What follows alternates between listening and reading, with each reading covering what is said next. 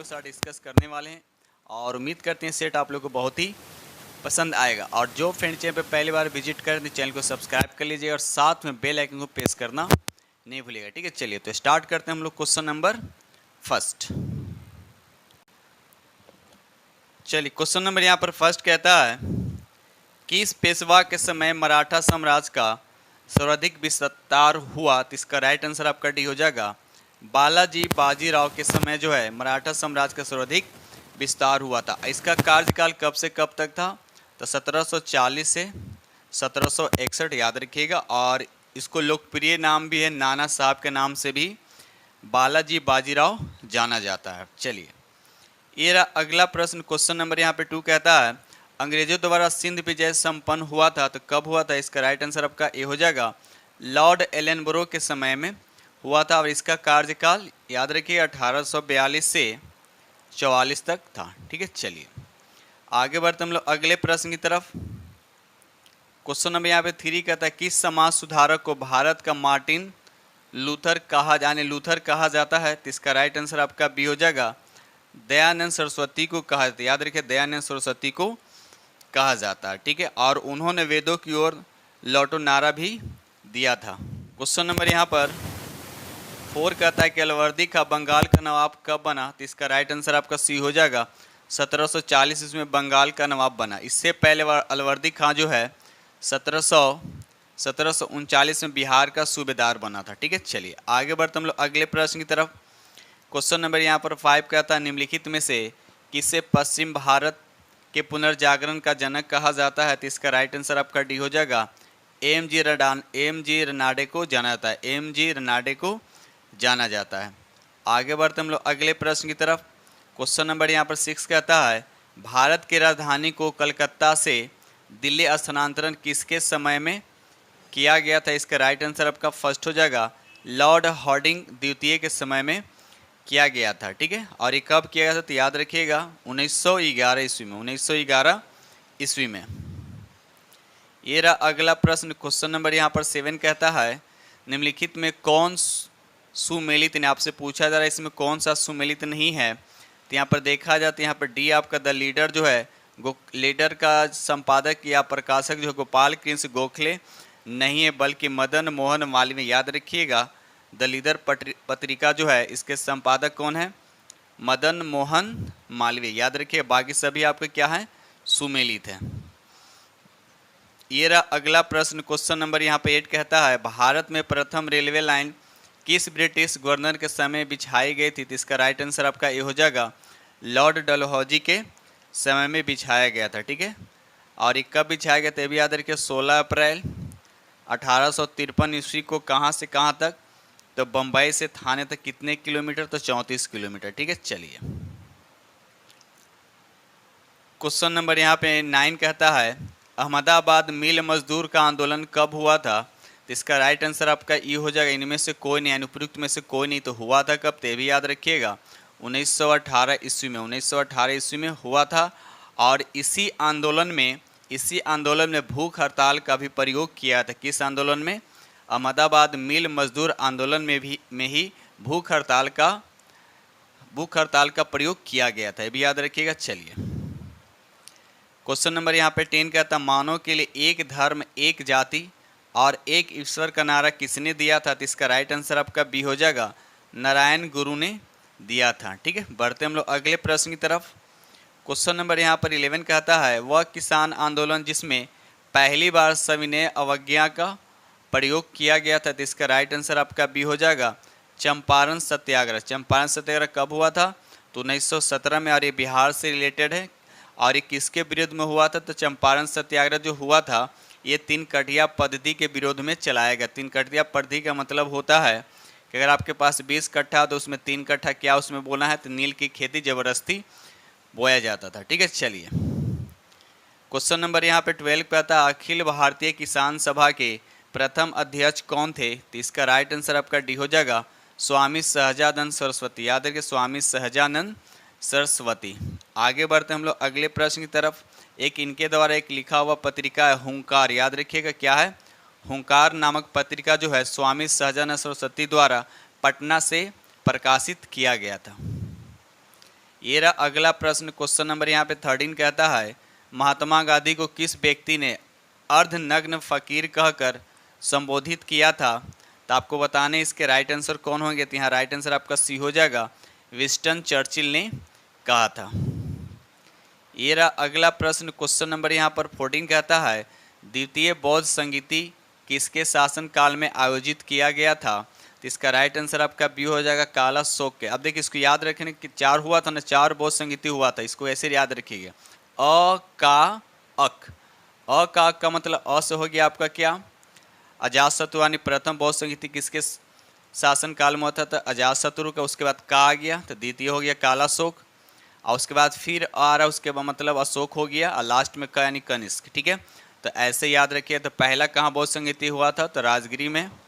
दूसरा की बात किया तो वैशाली में हुआ था। तीसरा बात किया तो पाटलिपुत्रा में हुआ था, और चौथा की बात किया तो कुंडलवन में हुआ था। ठीक है, तो आगे बढ़ते हम लोग अगले प्रश्न की तरफ।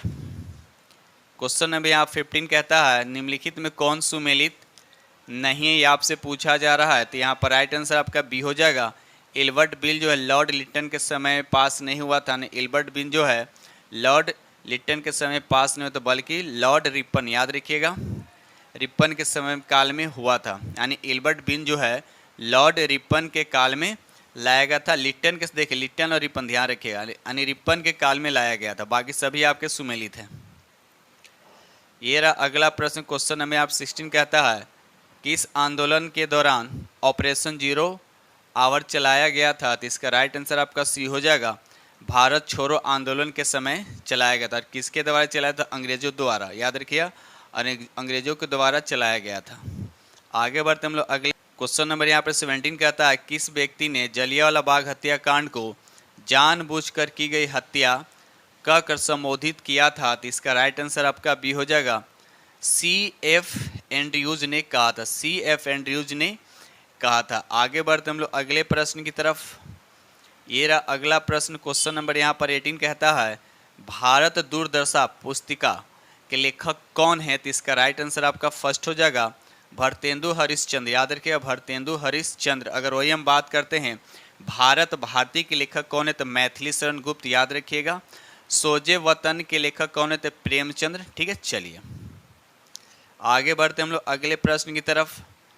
क्वेश्चन नंबर यहाँ पे 19 कहता है कर्म का सिद्धांत संबंधित है। तो इसका राइट आंसर आपका किससे है, तो इसका संबंध जो है बी से है, यानी मीमांसा से, यानी मीमांसा से क्या है, संबंधित है, मीमांसा। ठीक है, चलिए आगे बढ़ते हम लोग अगले प्रश्न की तरफ। क्वेश्चन नंबर यहाँ पे 20 कहता है महात्मा बुद्ध का महापरिनिर्वाण कहाँ प्राप्त हुआ था। तो इसका राइट आंसर आपका हो जाएगा सी हो जानी कुशीनगरा में, यानी कुशीनगर में हुआ था, कुशीनगर में। याद, महापरिनिर्वाण का मतलब इनकी मृत्यु से संबंधित है। इनकी मृत्यु कब हुआ था तो भी याद रखिएगा, 483 ईस्वी पूर्व में, 483 ईस्वी पूर्व में महात्मा बुद्ध की महापरिनिर्वाण हुआ था, यानी मृत्यु उनकी हुई थी। अगर इनकी जन्म की बात किया जाए तो इनका जन्म कब हुआ था, तो 563 ईस्वी में हुआ था। कहाँ, कपिल वस्तु के लुबनी नामक जगह पर। इनके पिता का नाम क्या था, सुदोधन था, और माता का नाम क्या था, महामाया। ठीक है, चलिए आगे बढ़ते हम लोग अगले प्रश्न की तरफ। क्वेश्चन नंबर यहाँ पर 21 कहता है विजयनगर साम्राज्य के किस शासक ने सर्वप्रथम मुस्लिमों को अपना सेना में स्थान दिया था। तो इसका राइट आंसर आपका बी हो जाएगा, देवराव द्वितीय ने सर्वप्रथम मुसलमानों को अपनी सेना में स्थान दिया था। ठीक है, और साथ साथ ये भी याद रखिए विजयनगर जो है यहाँ पर है, विजयनगर साम्राज्य की स्थापना किसने किया था, तो याद रखिएगा हरि और बुक्का दोनों भाई थे, और 1336 ईस्वी में इसकी स्थापना हुआ था। और हरि और बुक्का जो है यानी विजयनगर जो है ये किस नदी के किनारे बसा है, तो याद रखिए तुंगभद्रा नदी के किनारे। ठीक है, चलिए ये रहा अगला प्रश्न, क्वेश्चन नंबर यहाँ पे 22 कहता है किसके प्रशासनिक सुधार के तहत सरकार इकाई शुरू की गई है। तो इसका राइट आंसर आपका सी हो जाएगा, यानी शेर शाह सूरी के तहत, याद रखिएगा। चलिए ये रहा अगला प्रश्न, क्वेश्चन नंबर यहाँ पर 23 कहता है जहांगीर ने किस ब्रिटिश नागरिक को इंग्लिश खां की उपाधि दी है। इंग्लिश खां की उपाधि किसको दिया है, तो यहाँ पर राइट आंसर आपका बी हो जाएगा, विलियम हॉकिंस को जहांगीर ने इंग्लिश खां की उपाधि दिया। ठीक है, चलिए ये रहा अगला प्रश्न, क्वेश्चन नंबर यहाँ पे 24 कहता है शिवाजी ने किस वर्ष अफजल खां की हत्या की थी। तो इसका राइट आंसर आपका सी हो जाएगा। 1659 ईस्वी में शिवाजी ने अफजल खां की हत्या की थी। 2 सेशन को लाइक करते चलिएगा। आज जो फ्रेंड चैनल पे पहली बार विजिट करें चैनल को सब्सक्राइब कर लीजिए और साथ में बेल आइकन को प्रेस करना नहीं भूलिएगा, ठीक है। चलिए आगे बढ़ते हम लोग अगले प्रश्न की तरफ। क्वेश्चन नंबर यहाँ 25 कहता है ऋग्वेद में प्रयुक्त अघन्या शब्द का प्रयोग किसके लिए किया गया? तो यहाँ पर राइट आंसर आपका ई हो जाएगा उपर्युक्त में से किसी के लिए। तो राइट आंसर क्या हो जाएगा? यानी गाय के लिए किया गया। याद रखिए गाय के लिए अघन्या शब्द का प्रयोग किया गया। क्वेश्चन नंबर यहाँ पे 26 कहता है निम्नलिखित महाजनपद और उनकी राजधानी में कौन सही सुमेलित हैं? तो यहाँ पर राइट आंसर आपका डी हो जाएगा। यहाँ पर कुरु की राजधानी जो अहिच छत्र नहीं है बल्कि कुरु की राजधानी जो है इंद्रप्रस्थ है। कहाँ है? इंद्रप्रस्थ। वही अगर हम अहिच्छत्र की बात करें तो ये पांचाल की राजधानी। ये किसकी राजधानी है? तो पांचाल का। याद रखिएगा। चलिए ये रहा अगला प्रश्न। क्वेश्चन नंबर यहाँ पे 27 कहता है अस्थायी बंदोबस्त व्यवस्था किस वर्ष लागू की गई थी? अस्थायी बंदोबस्त व्यवस्था जो है किस वर्ष लागू की गई थी? इसका राइट आंसर आपका डी हो जाएगा। 1793 ईस्वी में लागू की गई थी। और किसके कौन किया था? तो याद है कि लॉर्ड कॉर्नवालिस के द्वारा 1793 ईस्वी में लागू की गई थी। ये रहा अगला प्रश्न। क्वेश्चन नंबर यहाँ पे 28 कहता है नवरत्न किस गुप्त राजा के दरबार में था? तो इसका राइट आंसर आपका सी हो जाएगा। यानी चंद्रगुप्त द्वितीय के शासनकाल, यानी चंद्रगुप्त द्वितीय के दरबार में नवरत्न था, ठीक है। चलिए आगे बढ़ते हम लोग अगले प्रश्न की तरफ। चलिए यहाँ पर आपको सूची 1 को सूची 2 से क्या करना है? मिलान करना है। यहाँ पर दे रखा है ए में मुद्रा राचक। मुद्रा राचक का लेखक कौन हो जाएगा? तो हो जाएगा विशाख दत्त हो जाएगा। यानी ए का हो जाएगा आपका 3। ए का हो जाएगा 3। मृच्छकटिकम बहुत बार पूछा गया। मृच्छकटिकम का हो जाएगा आपका ए हो जाएगा। यानी बी का हो जाएगा 1। तो 3 1 किस ऑप्शन में? देखिए एक काम चल रहा है 3। अच्छा 2 ऑप्शन दे रखा है ना, तो 3 1 तो हमको पता चल गया। उसके बाद देखिए अर्थशास्त्र यहाँ लिखा हुआ, इसका जब चाणक्य या विष्णुगुप्त इसको कहा जाता है, तो यहाँ पर विष्णुगुप्त यहाँ पर हो जाएगा आपका 4। यानी देख लीजिए 3 1 4। देखिए किस ऑप्शन में 3 1 4 आपका सी दिख रहा है, ठीक है। 3 1 4 राइट आंसर आपका हो जाएगा। ये रहा अगला प्रश्न। क्वेश्चन नंबर यहाँ पे 30 कहता है प्रसिद्ध विद्वान चाणक्य द्वारा लिखित पुस्तक अर्थशास्त्र का संबंध किस विषय से? किस विषय से है? इसका राइट आंसर आपका क्या हो जाएगा? कमेंट सेक्शन में देखिए आंसर आपको दे रखा है यहाँ पर ए शासन के सिद्धांत की राजनीति, लेकिन यहाँ पर अर्थशास्त्र भी होना चाहिए, ठीक है। तो इसमें थोड़ा सा डाउट है, देखिएगा इसमें कमेंट्स में बताइएगा कि अर्थव्यवस्था होगा या शासन के सिद्धांत एवं राजनीतिक होगा, ठीक है। चलिए तो कमेंट में जरूर बताइएगा। आगे बढ़ते हम लोग अगले प्रश्न की तरफ। ये रहा क्वेश्चन नंबर आपका 31 कहता है महमूद गजनवी ने सोमनाथ के मंदिर पर कब आक्रमण किया था? सोमनाथ के मंदिर पर कब आक्रमण किया था? तो इसका राइट आंसर आपका डी हो जाएगा। 1025 ईस्वी में सोमनाथ के मंदिर पर आक्रमण किया था। ये भारत पर कितना बार आक्रमण किया था? 17 बार आक्रमण किया था। पहला आक्रमण भारत पर कब किया था? तो भी याद रखिएगा 1001 ईस्वी में आक्रमण किया था। अब भारत पर इसका लास्ट आक्रमण कब था? तो भी याद रखिएगा 1027 ईस्वी में इसका लास्ट आक्रमण था। किस पर? भारत पर। और इसकी मृत्यु कब हो गया था? तो 1030 ईस्वी में, ठीक है। चलिए ये रहा अगला प्रश्न। क्वेश्चन नंबर यहाँ पे 32 कहता है गुप्त सम्राट जिसने हुनों को पराजित किया तो कौन था? तो राइट आंसर आपका सी हो जाएगा स्कंद गुप्त ने, ठीक है। आगे बढ़ते हम लोग अगले प्रश्न की तरफ। क्वेश्चन नंबर यहाँ पे 33 कहता है भारतीय इतिहास का सबसे अच्छा क्रमबद्ध वर्णन पुराणों में मिलता है। पुराणों में सर्वाधिक प्राचीन पुराण कौन? सबसे प्राचीन पुराण कौन सा है? तो यहाँ पर राइट आंसर आपका बी हो जाएगा। मत्स्य पुराण जो है सबसे प्राचीन पुराण है, ठीक है। चलिए क्वेश्चन नंबर यहाँ पर 34 कहता है निम्नलिखित में से किस शासक ने शुद्ध संस्कृत में पहला लंबा शिलालेख जारी किया है? तो इसका राइट आंसर आपको बताने हैं। तो यहाँ पर राइट आंसर आपका फर्स्ट हो जाएगा रुद्रदामन, इसका राइट आंसर हो जाएगा। ये रहा अगला प्रश्न। क्वेश्चन नंबर यहाँ पे 35 कहता है हॉट स्पॉट की अवधारणा के प्रतिपादन कौन थे? तो इसका राइट आंसर आपका फर्स्ट हो जाएगा, यानी ए हो जाएगा नॉर्मन मायर्स। याद रखिए Norman Myers. Question number next. Question number यहाँ पे 36 कहता है परमार डॉल्फिन अभ्यारण्य। पूछ रहा है कि परमार डॉल्फिन अभ्यारण्य जो है बिहार के किस जिले में है? तो इसका राइट आंसर आपका बी हो जाएगा, ये अररिया में है। अगर आपसे पूछता कि कवल पक्षी अभ्यारण्य कहाँ थी? ये बेगूसराय में। याद रखिएगा। अगर वही पूछता गोगाबिल, अगर पूछता गोगाबिल पक्षी अभयारण्य कहाँ है तो ये कटिहार में हो जाता। आगे बढ़ते हम लोग अगले प्रश्न की तरफ। ये रहा क्वेश्चन नंबर आपका 37 का था, अनुपम झील जो है बिहार के किस जिले में है, तो इसका राइट आंसर आपका फर्स्ट हो जाएगा, ये कैमूर जिले में, याद रखिए कैमूर जिले में है। क्वेश्चन नंबर यहाँ पे 38 कहता है, भारत वन स्थिति रिपोर्ट 2021 के अनुसार बिहार में वनावरण एवं वृक्षावरण में क्रमशः वृद्धि हुई है, तो कितनी वृद्धि हुई है, तो इसकी राइट आंसर आपका सी हो जाएगा 75 वर्ग किलोमीटर। यानी वनावरण में वृक्षावरण कितना, तो 338 किलोमीटर इसका राइट आंसर हो जाएगा। ये रहा अगला प्रश्न, क्वेश्चन नंबर यहाँ पे 39 का था, भारत में अर्थ शोधन निवारण अधिनियम 2002 कब से लागू हुआ था, तो इसका राइट आंसर आपका डी हो जाएगा 2005 से लागू हुआ था। बढ़ते हम लोग अगले प्रश्न की तरफ। क्वेश्चन नंबर यहाँ पर 40 कहता है, निम्नलिखित में कौन सा भाषा शिक्षण का उद्देश्य है, तो यहाँ पर राइट आंसर आपका डी हो जाएगा, निजी अनुभवों के आधार पर भाषा का सृजनशील प्रयोग करना। ये रहा अगला प्रश्न, क्वेश्चन नंबर यहाँ पर 41 कहता है, एक भाषा शिक्षक के लिए सर्वाधिक महत्वपूर्ण है, तो इसका राइट आंसर आपका फर्स्ट हो जाएगा, बच्चों को भाषा प्रयोग के अवसर उपलब्ध करना। ठीक है, बढ़ते हम लोग अगले प्रश्न।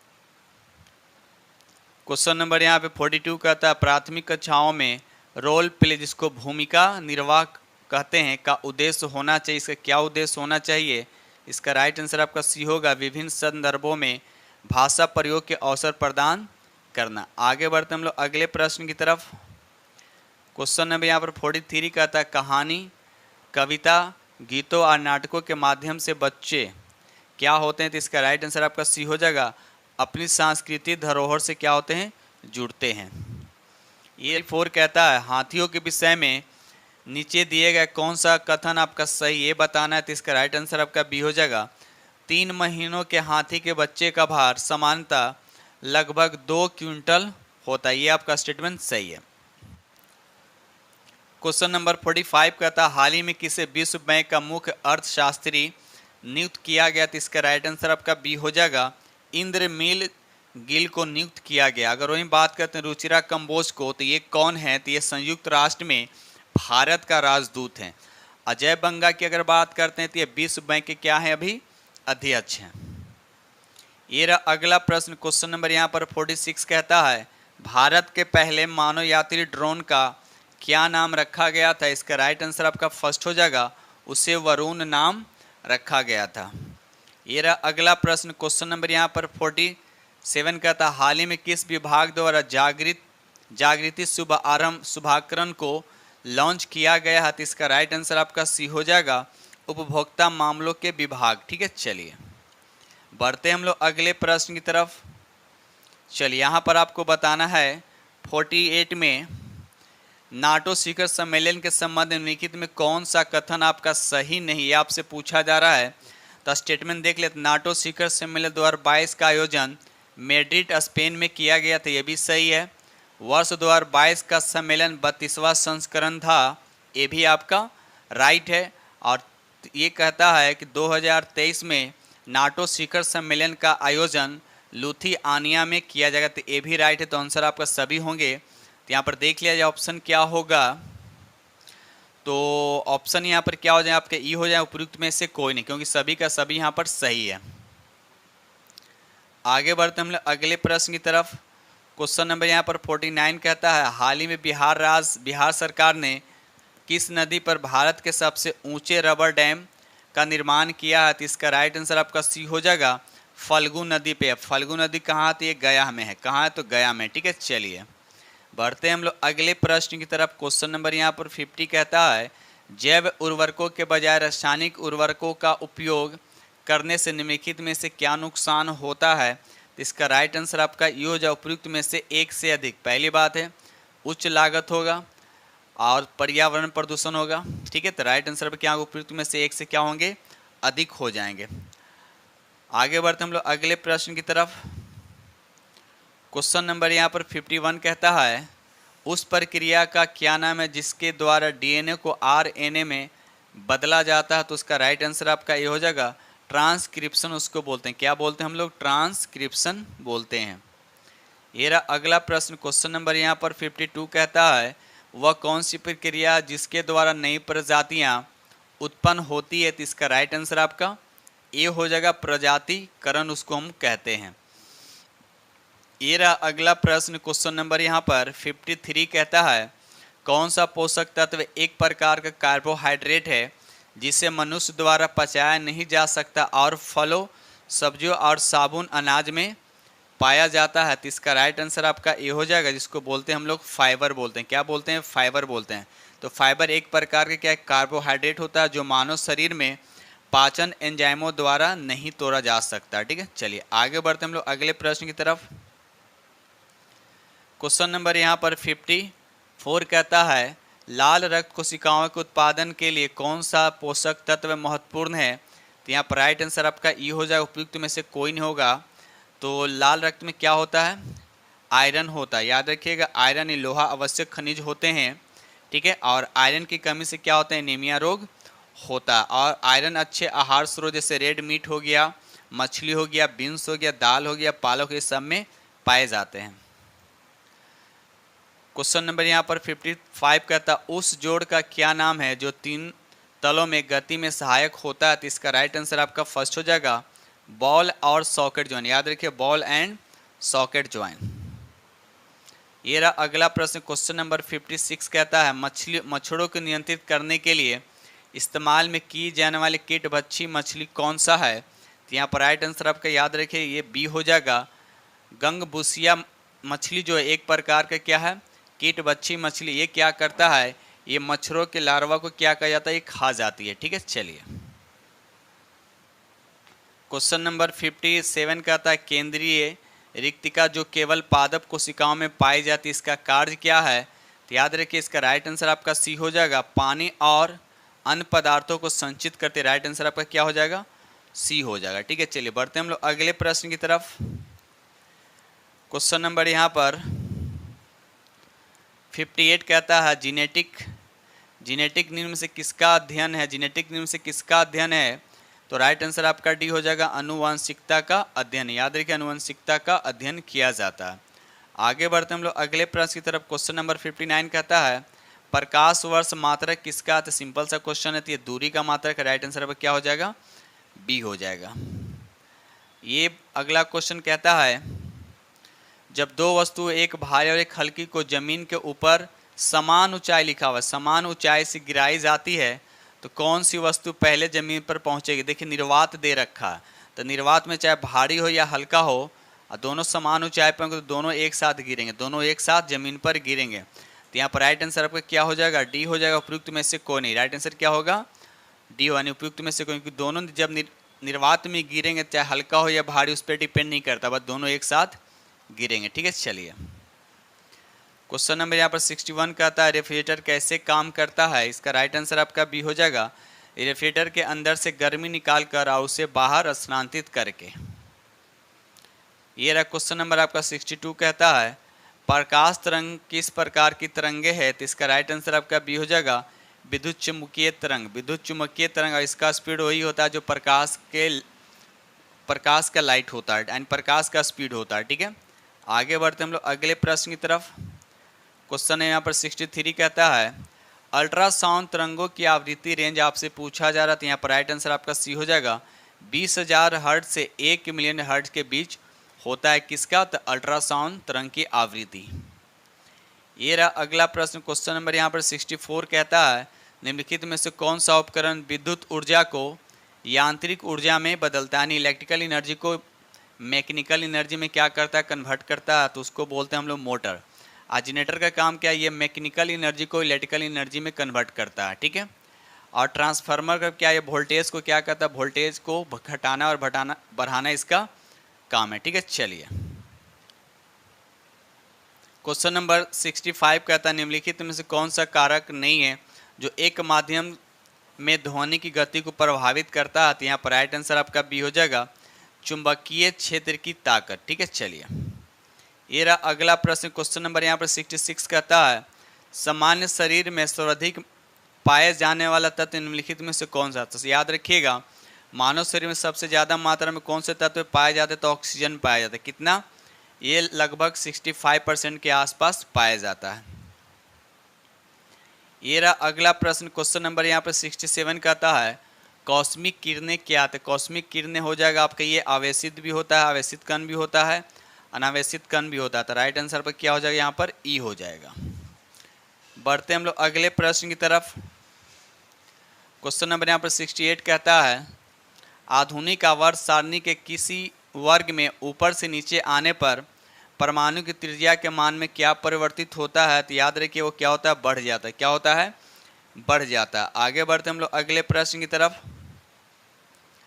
क्वेश्चन नंबर यहाँ पर 69 कहता है नाभिकीय रिएक्टर में किस धातु का प्रयोग मंदक के रूप में किया जाता है। तो यहाँ पर ग्रेफाइट भी किया जाता है और भारी जल भी किया जाता है। तो राइट आंसर आपका क्या हो जाएगा, यहाँ पर राइट आंसर आपका ई हो जाएगा, प्रयुक्त में से एक से अधिक।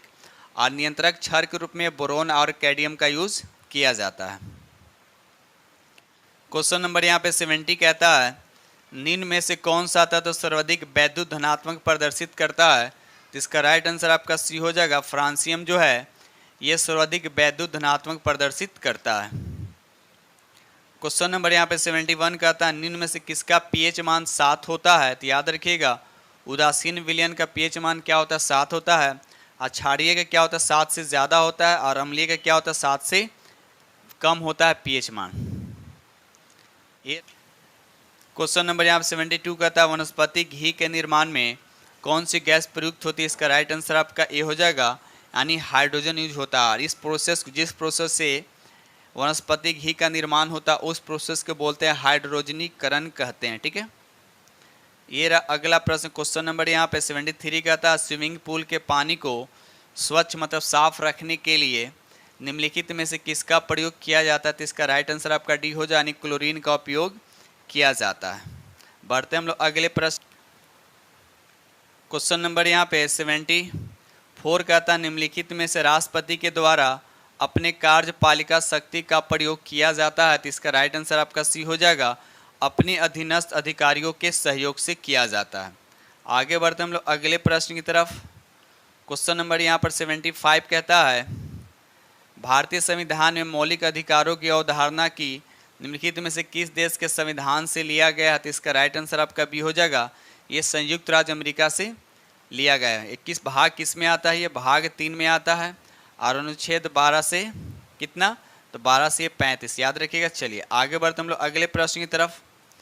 क्वेश्चन नंबर यहाँ पर 76 कहता है निम्नलिखित राज्यों में से किस राज्य में 2 स्तरीय पंचायती राज व्यवस्था है। तो इसका राइट आंसर आपका डी हो। ये भी क्वेश्चन बहुत बार डिस्कस किया गया है। ठीक है, तो सिक्किम में, इसी तरह से मणिपुर में भी क्या है, 2 स्तरीय पंचायती राज व्यवस्था। ठीक है, चलिए क्वेश्चन नंबर यहाँ पे 77 कहता है भारतीय संविधान के भाग 4 में दिए गए नीति निर्देशक सिद्धांतों में कौन सा तत्व शामिल है। तो आपको बताने यहाँ पर राइट आंसर कौन होगा, तो यहाँ पर पहला और दूसरा हो जाएगा। तो राइट आंसर आपका बी आपका करेक्ट आंसर हो जाएगा।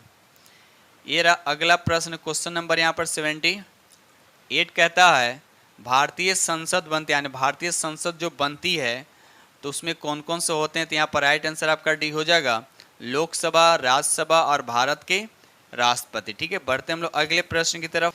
क्वेश्चन नंबर यहाँ पर 79 कहता है भारतीय संविधान के किस अनुच्छेद के तहत राज्यपाल के पास राष्ट्रपति की सहमति के लिए एक विधेयक को सुरक्षित रखने की शक्ति है। तो इसका राइट आंसर आपका सी हो जाएगा, अनुच्छेद 200 के तहत। याद रखिए अनुच्छेद 200 के तहत। ये रहा अगला प्रश्न। क्वेश्चन नंबर यहाँ पर 80 कहता है निम्नलिखित में से नगरपालिका से संबंधित 12वीं अनुसूची में कुल कितने विषय हैं। आपसे पूछा रहा है कितने विषय हैं, तो यहाँ पर राइट आंसर आपका बी हो जाएगा, यानी 18 विषय हैं। ठीक है, 12वीं सूची में 18 विषय हैं। इसको सब किस संविधान संशोधन के तहत जोड़ा गया है, तो 74वां संविधान संशोधन 1993 के तहत जोड़ा गया। ठीक है, चलिए क्वेश्चन नंबर यहाँ 81 कहता है भारत में 2 दलों वाली पहली निर्वाचित संसद किस वर्ष अस्तित्व में आई थी। तो यहाँ पर राइट आंसर आपका बी हो जाएगा, 1952 में अस्तित्व में आई थी। बढ़ते हम लोग अगले प्रश्न की तरफ। क्वेश्चन नंबर यहाँ पे 82 कहता है राज्यपाल से संबंधित कथनों पर विचार कीजिए। तो यहाँ पर देखा है तो राइट आंसर आपका पहला और तीसरा आपका राइट आंसर हो जाएगा, यानी ऑप्शन आपके बी क्या हो जाएंगे, करेक्ट आंसर हो जाएंगे।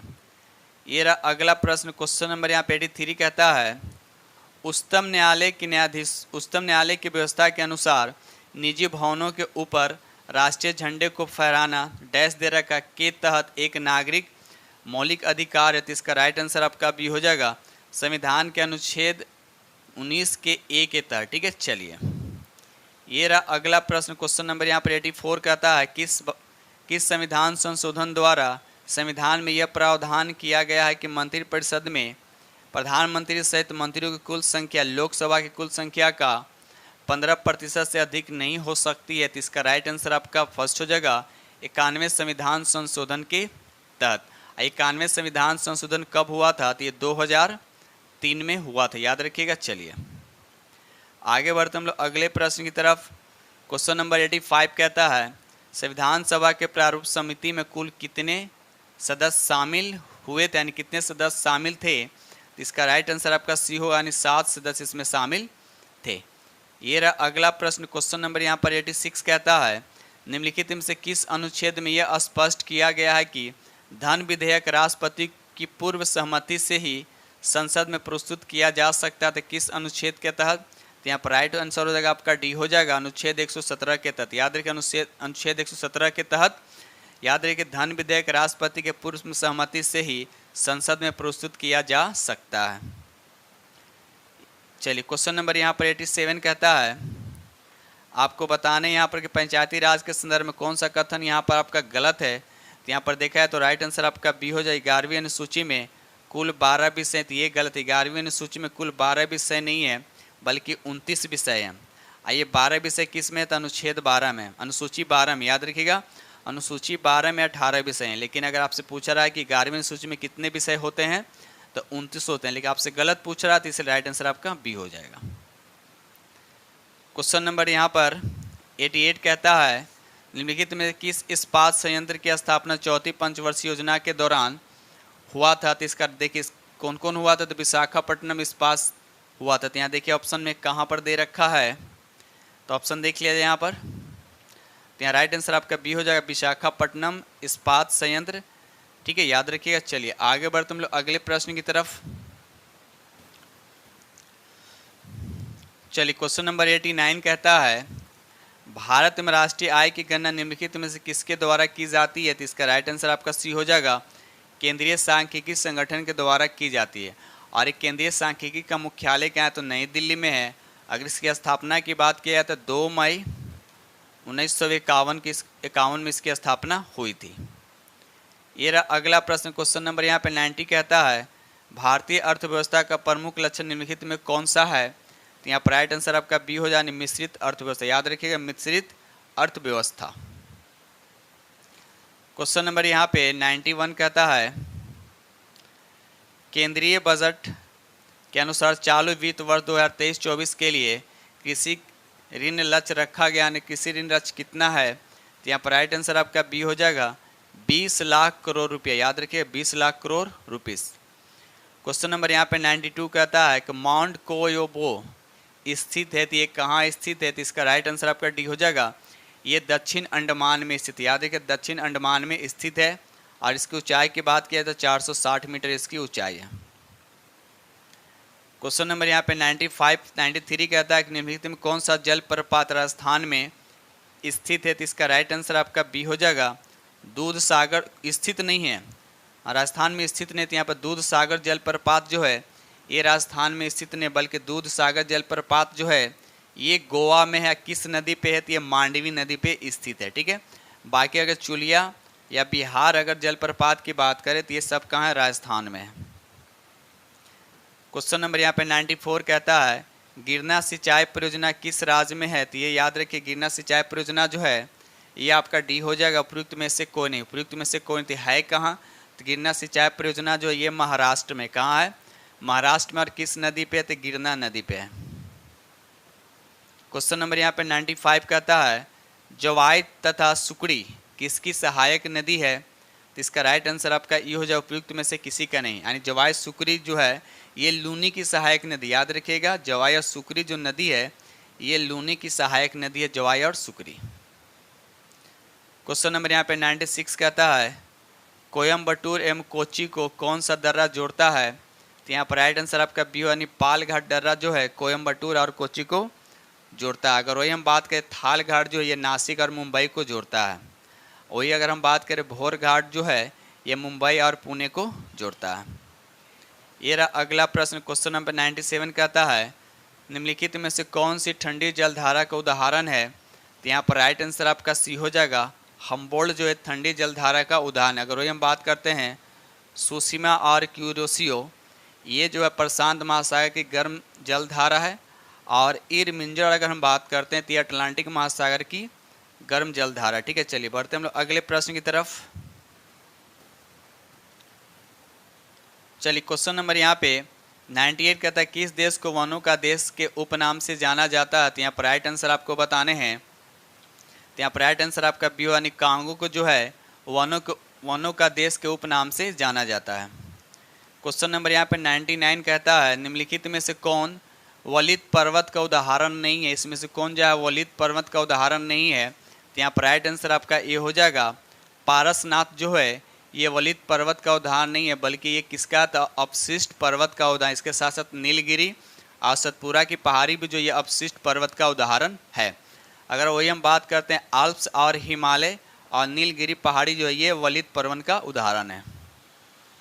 ये रहा अगला प्रश्न, क्वेश्चन नंबर यहाँ पर 100 कहता है किस ग्रह का विशिष्ट गुण उसके चुंबकीय क्षेत्र का होना है। तो इसका राइट आंसर आपका बी हो जाएगा बुध ग्रह। याद रखिए बुध ग्रह जो है सूर्य का ये सौरमंडल का सबसे छोटा ग्रह और सबसे हल्का ग्रह है और सूर्य का सबसे नज़दीक है। ठीक है, और साथ साथ ये भी याद रखिए बुध ग्रह का कोई भी उपग्रह नहीं है और शुक्र ग्रह का भी कोई उपग्रह नहीं है। यानी दो ग्रह ऐसे हैं शुक्र और बुध जिसका कोई उपग्रह नहीं है।